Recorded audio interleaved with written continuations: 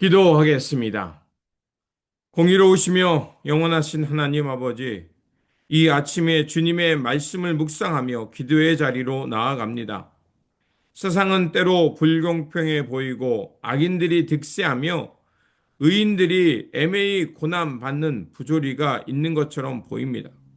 우리의 짧은 시선과 얕은 생각으로 주님의 공의를 의심하지 않게 하여 주시고 역사의 주관자이시고 또 이 역사를 이끌어 가시는 하나님을 바라보며 하나님의 크신 계획을 믿음의 눈으로 바라보면서 묵묵히 주님의 길을 걷도록 지켜 주시옵소서.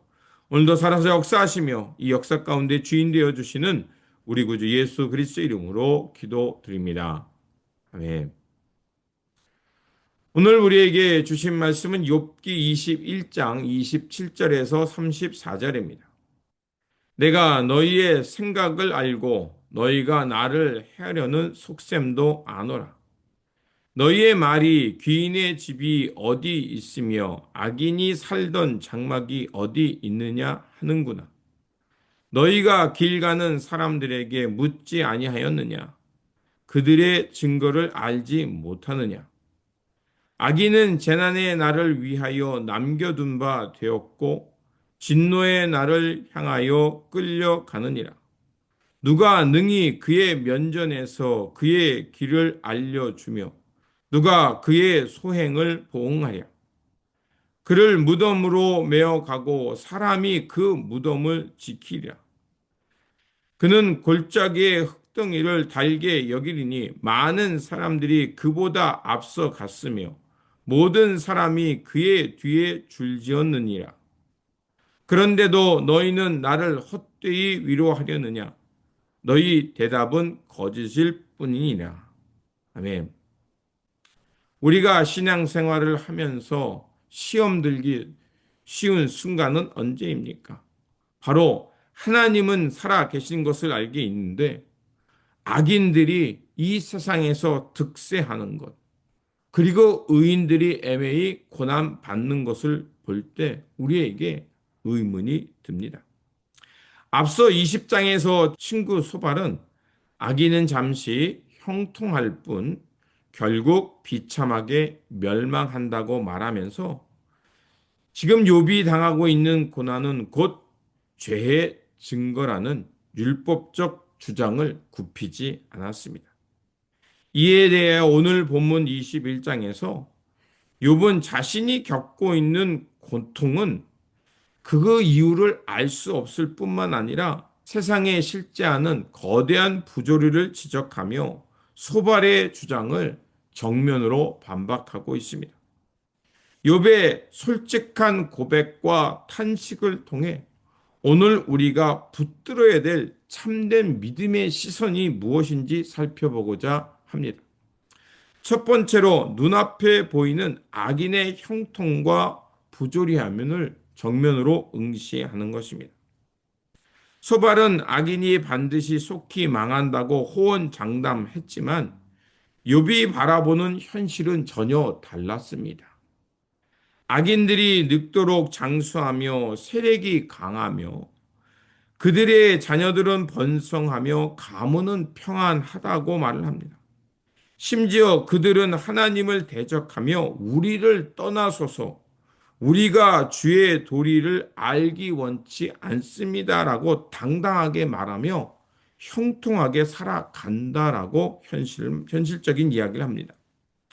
우리는 삶에서 악인의 번성이라는 당혹스러운 현실을 마주하곤 합니다.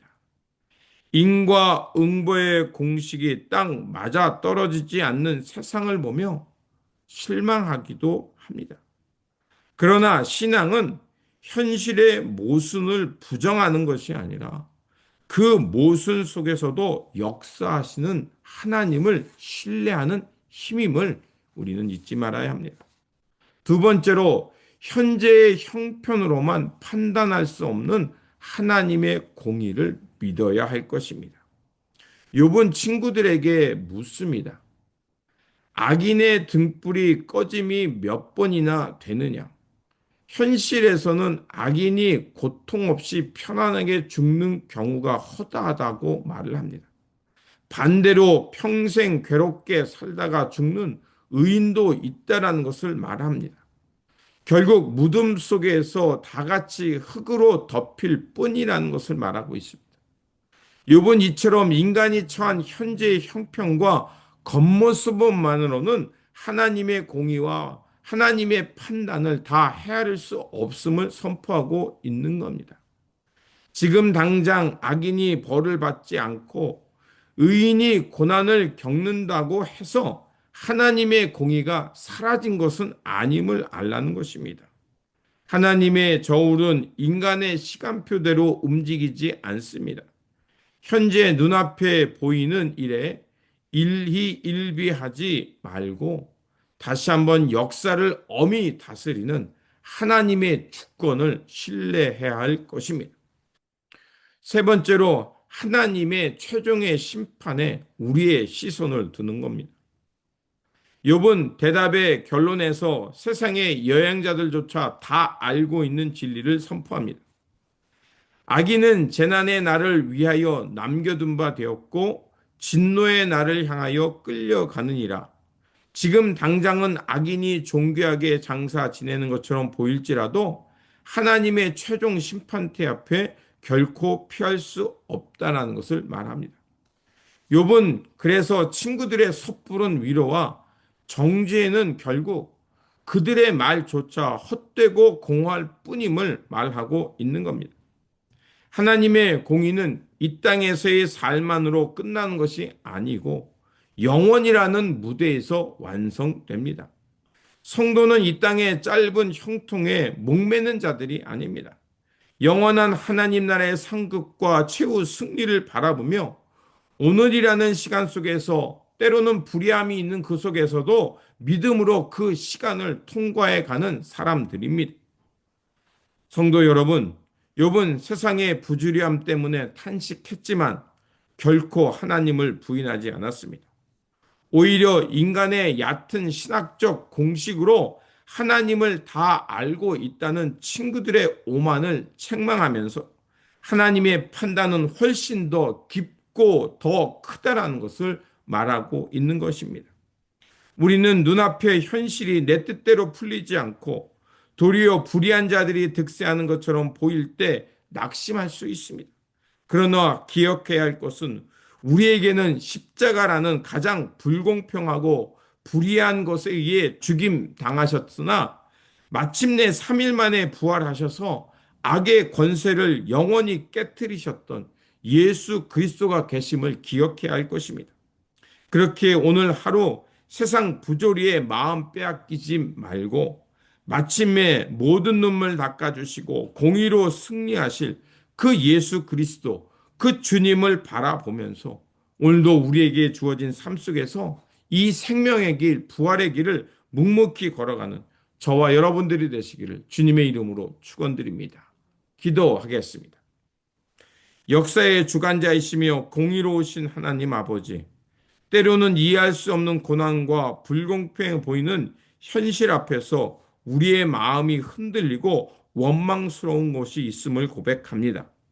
우리의 좁은 시야를 넓혀주시고 이 땅에 잠깐 부귀영화에 흔들리지 않게 하여 주옵소서. 영원한 하나님 나라의 공의와 심판이 있음을 바라보게 하여 주옵소서. 고난 속에서도 믿음의 자리를 지켰던 욥처럼 우리도 각자의 자리에서 사랑으로 연대하고 진리 안에 하나 되어 하나님께서 원하시는 사랑과 공평, 정의의 세상을 이루게 하여 주옵소서. 마침내 하나님 나라의 최후 승리가 있음을 믿게 하여 주시고 지금도 살아서 역사하시는 하나님을 신실하게 바라보며 믿음의 길, 의의 길을 걷게 하여 주옵소서. 오늘도 살아서 역사하시며 우리를 지키시고 인도하여 주시는 우리 구주 예수 그리스도 이름으로 기도드립니다. 아멘.